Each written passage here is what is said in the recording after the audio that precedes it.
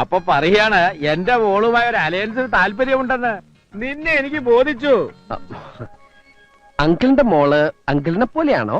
എന്താ അങ്ങനെ ചോദിച്ചത്? തീരുമാനം ഇവിടെ വെച്ച് തന്നെ പറയാമല്ലോ എന്ന് കരുതിയിട്ടാവും. എന്നാൽ എന്റെ മോൾ എന്നെ പോലെയല്ല, അവളുടെ അമ്മയെ പോലെയാ, സുന്ദരി. എന്നാ പോവാം. ഓക്കേ.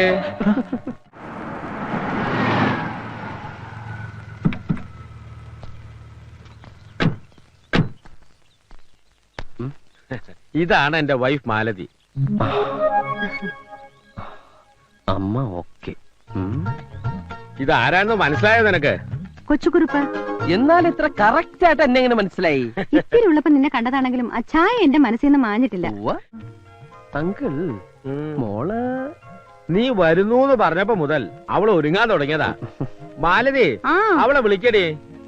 ഞാനിവിടെ താമസിക്കുന്നതിന് അങ്കിളിന് വല്ല വിരോധം? നെവർ. സന്തോഷേ ഉള്ളൂ.